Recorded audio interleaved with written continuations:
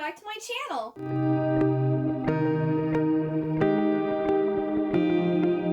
Today I am having my February book haul, which I'm super excited for. I have a nice big stack here. My last couple of hauls were mostly manga filled. There are more regular books this time and less manga, but there's still a little manga. So I'll start off with the manga, per usual, and then I'll work through the rest of this. This is the majority of the books that I got for February, but I did go to Wonder Books, had quite a big haul of books because they were having a special like buy two get three free type of deal, and if I added those onto this, this video would be way too long. So I actually have a little mini haul in my Polarthon reading vlog. So I will link this up.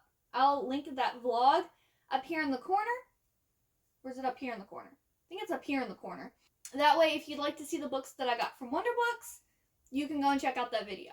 But yes, let's get into the manga that I got. So starting off, I have now gotten all of the Haganai. I don't have many friends manga that I needed. So all I have left to get now is volume 20 when it comes out April 5th. So I unfortunately had to buy like another like bundle of manga to be able to get all of the volumes I needed and not pay ridiculous amounts of money. And so all of the extra volumes that I have accrued because I was trying to get certain volumes that were either way overpriced being sold individually or they just weren't available, I will have those extra manga. I think that the third week of March, which is the week of my birthday, I'm going to be uploading or putting up sales on Mercury for different manga that I'm trying to get rid of, that I have duplicates of, or I decided I just no longer want in my collection. So once that happens, I will make sure to let you all know in case you guys are, interested in purchasing anything. But I was able to get a hold of volume 8. And this is really nice. It basically looks brand new besides the pages are yellowing a little bit, but that's going to happen to manga unless you have like a climate controlled room to keep them in, which most people don't have that. So yes, really happy I got my hands on this one. And then, oh my goodness, number 10. So many people are selling this for $200 and I'm like, it's a manga, it's a book. Like, why would you literally charge $200 for one volume? One. But yeah, I ended up getting this in a bundle deal, so it was not that expensive. Thank goodness, because I was not spending that much on one manga. But yes, I finally have volume 10, which I'm super excited about because this one's really hard to find unless you're buying it in like a bundle deal. Sad but true. Then I've got from Barnes & Noble volumes 18 and 19. And then I bought this off of eBay too. This was by itself. This one and 50% More Fail are kind of easy to find individually. They're a little overpriced, or really overpriced. Yeah. So this is the Club Minutes one. So yes, all I need now is number 20 when it comes out. I'm super excited. I'm actually going to be pre-ordering it here when I place my March Amazon book order. So I'm super excited. And the last manga I got was Idle Dreams number 1. So this here is another magical girl series. I love Arina Tanemura. Sadly, I think this series is currently on hiatus. Like, we got volumes 1 through 7 here in the US, and I plan to get 2 through 7 this month in March. But I probably won't read it until it goes off hiatus or until it's finished. But I love Arina Tanemura. She's like my favorite, or one of my favorite mangakin. So I want all of her manga just so I have all of her works in my collection. But this is at age 31, office worker Chikage Deguchi feels she missed her chance at love and success. When word gets out that she's a virgin, Chikage is humiliated and wishes she could return to the time when she was still young and popular. She takes an experimental drug that changes her appearance back to when she was 15. Now Chikage is determined to pursue everything she missed out on all those years ago, including becoming a star. This is kind of giving me Full Moon Osagashita vibes, because in that one, the main girl has a terminal illness that she's probably going to die from before she becomes a teenager. So she's like, she gets these two like angels, I believe they're like guardian angels, who give her like powers to make herself into a teenager, and then she becomes a popular like pop star. And this one is a 30-year-old lady who takes an experimental drug and relives her like teenage years. So it's giving me very like similar vibes to that. And I love Full Moon Oshigashita. Like that's one of my favorites. It's amazing. So I really hope this series gets finished. That way I can read it and like have a good wrapped up concise story. So yes. Then a few days ago I joined Mel's Patreon. So Mel from Mel Reads, I joined her Patreon.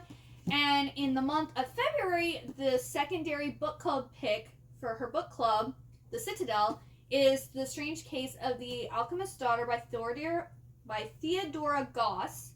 And then I believe in April, her secondary pick for The Citadel is European Travel for Monstrous Gentlewomen. European Travel for the Monstrous Gentlewoman by Theodora Goss. That one. Ooh. I've been eyeing these books for a while, and I didn't know if I wanted to get them like physical or on ebooks, but like the ebooks were like never going on sale, and they had these books available at my Barnes & Noble, so I went and got them. But this just sounds right up my alley, because I love Gothic literature. So, yes. The first book is about Mary Jekyll, who is alone and penniless following her parents' death, and she quickly finds herself drawn into the secret of her father's mysterious past. A clue leads her to believe that Edward Hyde, her father's former friend and a murderer, may be nearby, and there is still a reward for information resulting in his capture, a reward that would solve all of her immediate financial woes. But her hunt brings her not to Edward Hyde, but to Diana, his daughter, a near-feral child left to be raised by nuns. With the assistance of Sherlock Holmes and Dr. Watson, Mary continues her search for the elusive Hyde and soon gathers around her more women, all of whom have been created through terrifying experimentation. Beatrice Rappaccini, Catherine Moreau, and Justine Frankenstein. When their investigations lead them to the discovery of a secret society of immoral and power-crazed scientists, the horrors of their past soon arrive at their doorstep as well, and now it is up to the 5 women to stop the malicious machinations of the Société des Alchimistes. Quite simply, it is time for the monsters to triumph over the monstrous.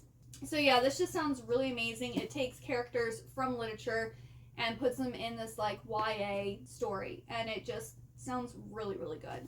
I don't know if I'm actually going to be able to get to this in March because I have 26 books on my TBR already, which that video is already up if you're interested in watching that and seeing all the books that I'm reading and what I'm reading them for and whatnot. I highly doubt I can get to this, so I might be reading both of these in April. Right now, April looks like kind of a thin month for my reading wise, so I can maybe get them all in then. And then I'm so excited because Creepy Cat Volume 2 came out! I love Creepy Cat.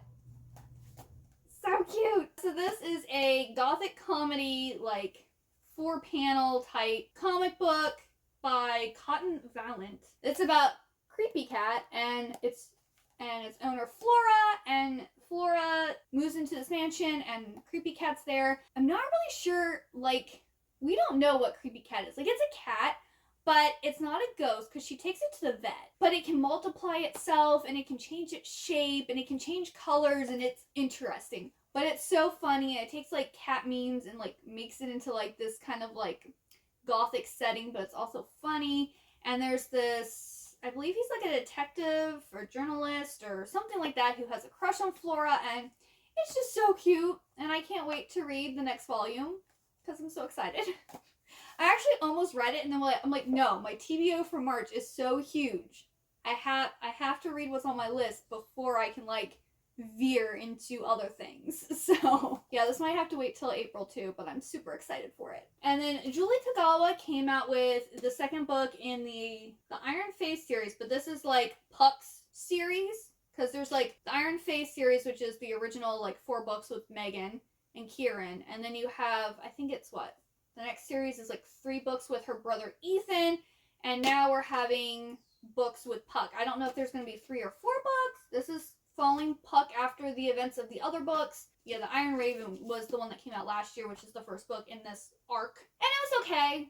I think I gave it 3 stars. It's not amazing, and this just continues the story. If you like fairies, but like I wouldn't really read this series if you haven't read the other books, because like characters are introduced and I don't want to say, but there's characters in this book that are in all the other books. I don't think you'd really appreciate them as much in this series if you hadn't read the previous, installments of the series. That's my opinion though. Then Fairy Loot came out with their Scythe like a special limited edition box set, and I was really tempted to get it. I was like, Scythe is like a dystopian science fiction type of like book series trilogy, and I like dystopian, but I'm not that big of a fan of sci-fi, and I didn't want to invest that much in that series not having read the books, but I also didn't want to feel like I was missing out by not buying them. So I just went and bought the hardcover, like the normal hardcover box set of the books. That way I'm like, I have the books, it's fine, I'm good. And I don't. These are really, really pretty. Like, and they have this really nice, it's a textured paper on it. It's so nice. But yes, this is the first book, which, let me tell you what this is about. So it says, "Thou shalt kill. A world with no hunger, no disease, no war, no misery. Humanity has conquered all those things and has even conquered death. Now scythes are the only ones who can end life, and they are commanded to do so in order to keep the size of the population under control. Citra and Rowan are chosen to apprentice to a scythe, a role that neither wants. These teens must master the art of taking life, knowing that the consequence of failure could mean losing their own. Scythe is the debut of a thrilling new series by National Book Award-winning author Neil Susterman, in which Citra and Rowan learn that a perfect world comes only with a heavy price." So it sounds really good. I've heard good things about it, like especially the first book and I think the last book. The second book I think people don't like as much. The second book is Thunderhead, which I think is about like this AI computer that like controls everything. And then the last book, which is The Toll. So I have no idea when I'm getting to these, but they're really nice and I think they're pretty to look at. Then if you have watched my Polarthon reading vlog, and or if you decide to watch it, I got books 2 and 3 at Wonder Books of the Bannon and Claire trilogy, but they didn't have book 1, so I went onto Amazon Did I get this on Amazon? No, I got this off of eBay. Yeah, I went on eBay and I picked up the first book. And so this is The Iron Worm Affair by Lilith St. Crow. And this says, Emma Bannon, forensic sorceress in the service of the Empire, has a mission to protect Archibald Clare, a failed unregistered mentis. His skills of deduction are legendary, and her own sorcery is not inconsiderable. Unfortunately, they can barely tolerate each other. And I think they have to, like, work together to, like, solve a crime or something like that, or murder. And it has, like, steampunk feels, or it's the steampunk genre. I love the Victorian era. I love steampunk, Victorian mystery, so I feel like this series is going to be right up my alley. And then I actually forgot to show this one in my January book haul, because it had fallen behind my book cart. So this I actually got back in January from Wonder Books. And this is The Very Little Princess. And this is, I don't know, I just thought this looked so cute. It's about this doll who like comes to life, and she assumes that she's a princess because she has to be. She has like beautiful blonde hair and a gorgeous dress. And so her owner, or the girl who, whose doll it is, kind of like, the doll kind of sees her as like her servant and like bosses her around to different stuff. So this is like a kid's story, but I just thought it sounded really cute. And I like princesses and like dolls coming to life or toys coming to life. So I think I'd really enjoy this. And it's also like really short. And it has pictures in it. And here's one of the pictures. Yeah, it's 122 pages, so I could sit down and read this in one sitting. So I might read this soon. And then I got Gallant, V.E. Schwab's new book. This is another one that has like really cool like textured paper on the jacket, which is really cool. So yeah, this is Gallant. It's also a very cool, it's like almost squared shape instead of rectangular. And I believe this is supposed to be middle grade, if I remember correctly. It's about this girl named Olivia who has always wondered who she truly is and where she belongs. Her only clue is a slim, battered journal. Her mother's journal, full of entries that seem to show that she was unraveling, and drawings that look like blots of ink, until Olivia notices a hand, a door, a bloom, a skull. Then a letter beckons Olivia home to Gallant, the one place her mother's journal warns her to never go. Olivia goes anyway. Of course she does. What she finds is her last living relative and her family's manor. A manor with a ballroom and a sitting room and a study and a sprawling, vibrant garden. And the crumbling ruin of a garden wall with an iron door. A door she must never open. But no one at Gallant sent Olivia that letter, and no one will tell her what haunts her cousin's dreams, what happened to her mother, or what lies on the other side of the wall. Did the shadows call Olivia home? What will they ask of her in return? So yeah, that just sounds really good, and I'm excited to read it. And then, this was like huge on TikTok last year, the Atlas 6, who is it? Tor actually, the Atlas 6 was originally self-published by the author, Olivia Blake, and Tor went and picked it up, and they edited it, and they released it in this beautiful hardcover edition.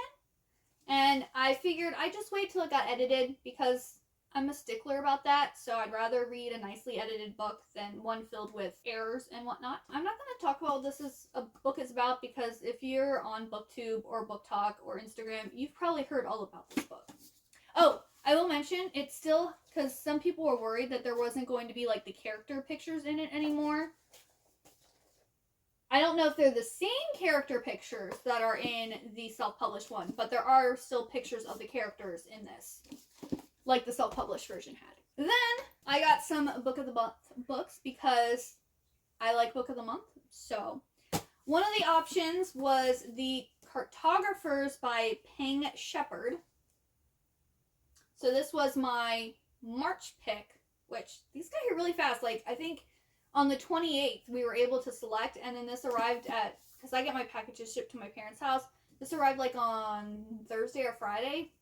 So it was like really quick, like fast shipping. This is about this girl named Nell, and her like father had like this fight over this map.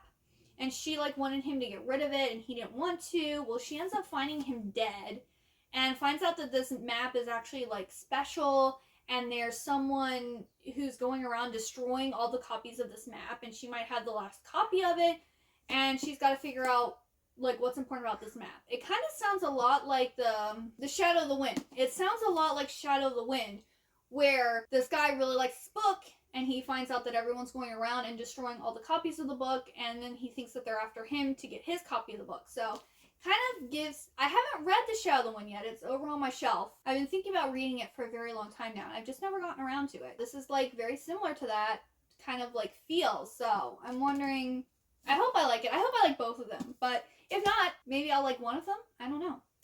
And then, I originally had Ready Player One, or I still have Ready Player One as a paperback edition, and then I got the nice Book of the Month hardcover of Ready Player 2. So I wanted my editions to match, so I picked up Ready Player 1, and I'll unhaul my paperback edition. But if you didn't know, this is set in 2044, and basically everyone lives in virtual reality. There's this place called the Oasis that was created by James Halliday, and when he dies, he has this competition where if you find these 3 Easter eggs in the game, you inherit everything of his. And he's, I think, like the wealthiest guy on Earth. And so the main character is really into Oasis. He's really into 80s pop culture, which has a lot of that in here. James Halliday was also really big into 80s pop culture.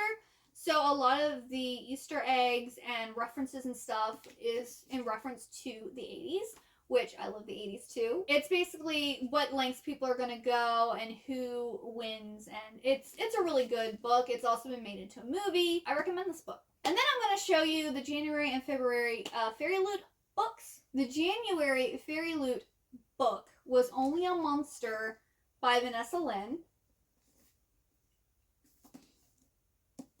So yes, very pretty. This book sounds absolutely amazing, and I am really excited to read this book. If you want to see more detail, like what's on the inside, like the end pages and all that stuff, I have a Fairy Loot video that you can go and check out that I unboxed this on. And then the most prettiest book that I've ever seen in my entire life. The February Fairy Loot book. This is The Daughter of the Moon Goddess by Su Lin Tan, and okay, you guys aren't ready for this. I wasn't ready for this. Look at those end pages. Like, can you believe it? Oh, I actually, shortly before I filmed this video, I actually went and purchased the US copy of this because there's no way I'm cracking this open and like reading this book. I want this to be in pristine condition so it can just be beautiful on my shelf, because this is the most beautiful book I've ever seen in my life. Like, I went and showed my husband, he goes, "That's gorgeous." And I'm like, it is. I thought Once Upon a Broken Heart was a beautiful book. Not compared to this. Like, this is beautiful. I'm in love with this book. Like, I hope it's good. My book club, Happily Ever Afters, is actually reading this in March. I will leave a link to the Fable app down below in case you guys want to join in. I'm hoping this book is as great and as wonderful as the actual, like, physical book is. But, you know, I'll find out. But yeah, aesthetic-wise, this is, like, my favorite book in my collection because it's just absolutely gorgeous. I can't even. I can't comprehend right now how amazing and gorgeous that book is. And I'm so happy that I, like, signed up with Fairy Loop, because if I hadn't, I wouldn't have that book. And my life would be in tatters. Which I know isn't dramatic, but, like, I love pretty things, and so having beautiful books makes me happy. So, yeah. Well, that is everything for my February book haul. I'm super excited that I have so many great new books to read, and I can't wait to maybe read them soon, hopefully. I hope you enjoyed this video. If you did, and if you got to the end of this video, leave a stack of book emoji down in the comments below, and also let me know what books you have gotten recently. And I really hope to see you next time. Bye-bye!